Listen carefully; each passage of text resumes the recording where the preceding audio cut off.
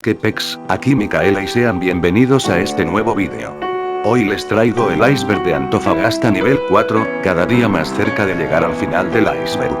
Lo más probable es que queden 2 niveles más, o quizás el siguiente vídeo sea el último. Ya que este iceberg lo hice hace 2 años, pero no guardé la información. Por ende, en cada vídeo que ustedes han visto, he tenido que volver a buscar y armar los guiones, y no sé si pueda volver a encontrar la información faltante. De todas maneras estaré avisando por mis redes. Antes de continuar deben saber que la temática de este vídeo fue votado por mis suscriptores, en la sección comunidad del canal, y por mis seguidores de Instagram. Si quieres votar para elegir la temática del siguiente vídeo, y no perderte de nada de mi contenido, te invito a seguirme en mis redes sociales, Instagram, Twitter y TikTok, o suscribirte a mi canal para que YouTube te mande aviso de cuando suba algo nuevo. Ahora, antes de comenzar, tráiganse una comida y un refresco, y relajen la raja, porque esto es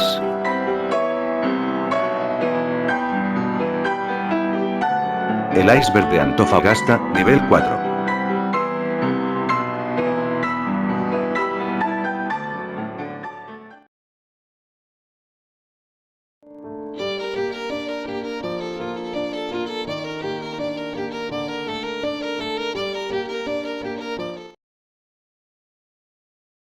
Hace más de un siglo, en 1879, Antofagasta era una ciudad en pleno auge debido al auge del salitre.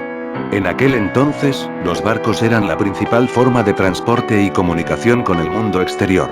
Sin embargo, no todo era prosperidad y buena fortuna, ya que el mar podía ser traicionero y cobrarse vidas en sus profundidades. En una noche tormentosa, el barco inglés Antofagasta navegaba cerca de las costas de la ciudad. La tripulación se enfrentaba a fuertes vientos y olas que amenazaban con destrozar la embarcación. A pesar de los esfuerzos de los marineros, el barco encalló en las peligrosas rocas de la costa. La tormenta y el choque con las rocas fueron devastadores, y muchos marineros perdieron la vida en aquel fatídico naufragio. Desde aquel día, los lugareños comenzaron a relatar extrañas historias sobre apariciones fantasmales en la playa donde yacía el barco hundido. Se decía que las almas de los marineros fallecidos aún merodeaban por la zona, atrapadas entre el mundo de los vivos y el de los muertos. Se relataban avistamientos de figuras etéreas, lamentos en la noche y susurros en el viento. A lo largo de los años, varios testigos afirmaron haber visto las apariciones. Los relatos describen a los fantasmas como figuras translúcidas, vestidas con uniformes marinos antiguos, que caminan lentamente por la playa en medio de la oscuridad. Algunos aseguran haber escuchado susurros incomprensibles y murmullos que se lleva el viento. La historia se ha transmitido de generación en generación, convirtiéndose en parte del folclore y la tradición oral de Antofagasta. Algunos pescadores y lugareños que frecuentan la playa durante las noches más oscuras afirman haber sentido una presencia sobrenatural, como si alguien los observara desde las sombras o les susurrara al oído. Se dice que el ambiente se llena de una energía inquietante, como si el espíritu de aquellos marineros perdidos aún buscaran paz y redención. Incluso hay quienes han intentado investigar los restos del naufragio en busca de evidencia tangible de la presencia fantasmal. Algunos exploradores nocturnos han realizado expediciones en busca de respuestas, pero la mayoría regresa con relatos aún más inquietantes y una sensación de intranquilidad que persiste mucho después de abandonar la playa.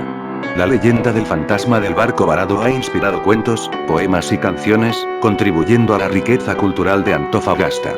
Algunos creen que estas apariciones son una advertencia, una especie de recordatorio sobre la fragilidad humana y el poder indomable de la naturaleza.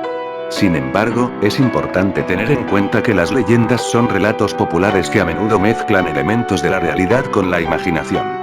Es difícil discernir hasta qué punto estos avistamientos son reales o si están influenciados por la sugestión y las historias previas.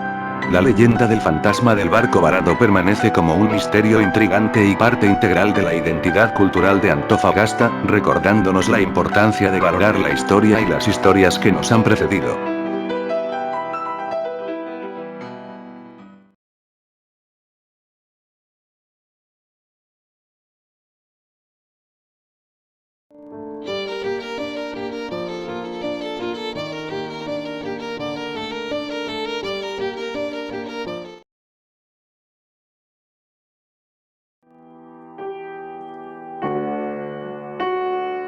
Hace muchos años, en el corazón de la ciudad de Antofagasta, se alzaba majestuosamente el Teatro Municipal. Este teatro, con su arquitectura imponente y su historia rica, era conocido por ser un centro cultural y artístico en la región. Sin embargo, también estaba envuelto en una historia de misterio y espiritualidad. La leyenda cuenta que en el Teatro Municipal se aparece el fantasma de un antiguo actor. Según la historia, este actor era reconocido por su talento excepcional y su dedicación apasionada a las artes escénicas. Su nombre era Guillermo Vargas, y había sido aclamado como uno de los mejores actores de su tiempo. Se dice que Guillermo Vargas amaba tanto el teatro que dedicó su vida entera a él. Actuaba en todas las obras que se presentaban en el teatro, deslumbrando al público con su actuación impecable. Sin embargo, un fatídico día, durante una de las representaciones, Guillermo Vargas sufrió un trágico accidente en el escenario. Nadie sabe exactamente qué sucedió, pero se cuenta que cayó desde lo alto de un decorado y perdió la vida en el acto. Desde entonces, su espíritu ha permanecido ligado al Teatro Municipal. Se dice que su fantasma sigue vagando por los pasillos oscuros y los camerinos del teatro, en busca de la perfección artística que no pudo alcanzar en vida. Aunque nadie lo ha visto directamente, se pueden escuchar sus susurros durante las funciones y se siente su presencia en el aire. Los artistas que han tenido la oportunidad de actuar en el Teatro Municipal cuentan historias de sucesos inexplicables. Luces que se encienden y apagan sin razón aparente, extraños ruidos que parecen surgir de la nada y una sensación de que alguien los observa desde las sombras. Algunos actores incluso han afirmado haber sentido una mano invisible que los guía en el escenario, mejorando su actuación. Los miembros del teatro y los aficionados a las artes escénicas consideran al fantasma de Guillermo Vargas como un protector y guía espiritual del teatro. Algunos creen que su presencia trae buena suerte y bendiciones artísticas a aquellos que se entregan plenamente a su arte en ese escenario. Hasta el día de hoy, el Teatro Municipal de Antofagasta sigue siendo un lugar de actividad artística y cultural, donde los artistas rinden homenaje a la memoria de Guillermo Vargas. Su fantasma sigue siendo parte integral de la rica historia del teatro, recordándonos la pasión y el sacrificio que conlleva el arte escénico. Así, la leyenda del fantasma del Teatro Municipal de Antofagasta se ha transmitido de generación en generación, añadiendo un toque de misterio y encanto al teatro y a la ciudad misma.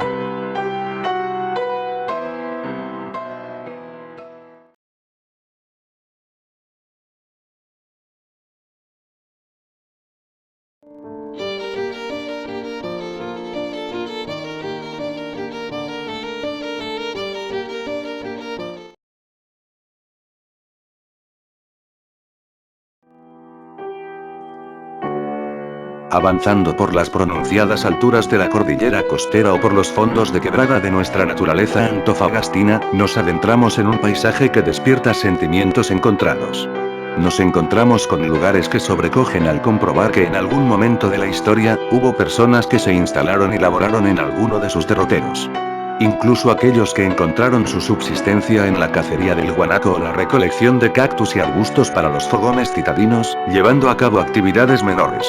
Todo esto se desarrolló en medio de la más completa de las soledades y acompañados del perpetuo silencio. Amerita detenerse por unos instantes en el sitio y permitir que la imaginación vuele, recreándose en cómo habrían sido sus vidas y, tal vez, sus muertes. No obstante, en este entorno también hemos hallado los antiguos vestigios de accidentes aéreos que aún yacen como un perpetuo recordatorio de los caídos. Al explorar estos sitios, nos encontramos con diferentes escenas. En uno de ellos, solamente se erige un memorial en honor a los fallecidos, como es el caso de una avioneta de carabineros. En otro sitio, solo encontramos la desvencijada estructura de una avioneta en la cumbre de Morro Moreno. También nos topamos con pequeños trozos irreconocibles esparcidos por el suelo, pertenecientes a un bombardero de la Chimba. Estos hallazgos indican que un gran número de los siniestros reportados quedaron simplemente en la historia, ya que nunca fueron encontrados. Frente a esta realidad, nos hemos dado a la tarea de buscar antecedentes que nos permitan comprender los motivos detrás de tales tragedias. No obstante, reconocemos que no es una tarea sencilla, ya que gran parte de la información se encuentra en hemerotecas y archivos privados, inaccesibles para el público en general. Sin embargo, no todo está perdido. Un artículo publicado en el diario El Mercurio en el año 2001, aún disponible en Internet, llamó enormemente nuestra atención y nos gustaría compartirlo con ustedes. Este escrito menciona una zona geográfica muy delimitada de nuestra comuna, donde han ocurrido varias tragedias aéreas y que, por tal motivo, se le ha bautizado, aunque desconocemos por quién, como el Triángulo de Morro Moreno. Esta figura se asocia débilmente a la presencia de ovnis. De manera textual, el artículo dice: el Hawker Hunter despegó a las 14:30 horas de la base aérea de Cerro Moreno. A las 15, el avión perdió contacto radial. La última comunicación a la torre de control fue sobre Hornitos, lisa y llanamente en el límite norte del Triángulo de Cerro Moreno. Al igual que ha sucedido en varias ocasiones en las cercanías de las Islas Bermudas, la aeronave desapareció en el más absoluto misterio. Los diversos indicios y antecedentes recopilados, tanto en el Club Aéreo de Antofagasta como por el relacionador público de la V Brigada Aérea de la Fuerza Aérea de Chile, FACH, Juan Munizaga, nos llevan a concluir que varios de los accidentes y desapariciones de aeronaves no tienen una explicación lógica. El área en cuestión está claramente definida. Un cuadrante que tiene al Cerro Coloso como referencia al sur, a Hornito al norte, al mar al oeste y a la Quebrada de la Chimba al este. El epicentro de esta área es el Cerro Moreno, que se alza imponente con una altura de 1148 metros.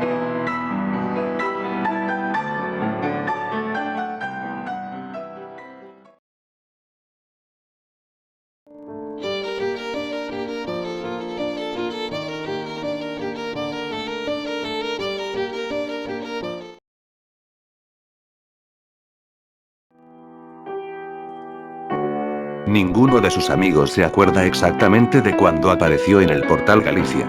El hombre de capa negra, lentes oscuros y un eterno pañuelo que jamás se sacó, solía llegar cerca de las 5 de la tarde, justo cuando la mayoría de los estudiantes salían de clases de los liceos del centro de Antofagasta.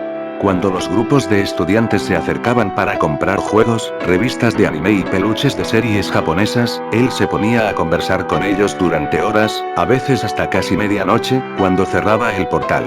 Con el paso de los años, se convirtió casi en parte del paisaje del centro. Debido a que nunca se quitaba la capa negra, lo consideraban simplemente como otro excéntrico más de los muchos que hay en Antofagasta. El apodo Juan Limón se lo pusieron porque decían que era tan feo como chupar un limón. La semana pasada, todos sus amigos se sorprendieron al verlo en la televisión sin el pañuelo y luciendo un chaleco de colores, revelando su verdadero nombre: Juan Francisco Díaz Cuba, de 32 años. En la entrevista, declaró que no tenía ninguna responsabilidad en el suicidio de 2 niñas ocurrido entre septiembre y octubre, y mucho menos dirigir una secta. Ninguno de los niños que alguna vez formaron parte de su grupo quiere llamarlo secta. Las reuniones con Juan Limón en el Portal Galicia eran encuentros entre varios escolares que tenían problemas personales o familiares.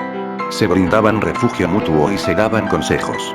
Sin embargo, según cuenta Amelia, 19, una de las ex amigas de Juan Limón que ahora es universitaria, debido a la naturaleza depresiva de los miembros del grupo, en lugar de animarse, terminaban sintiéndose aún peor debido al ambiente en el que se encontraban.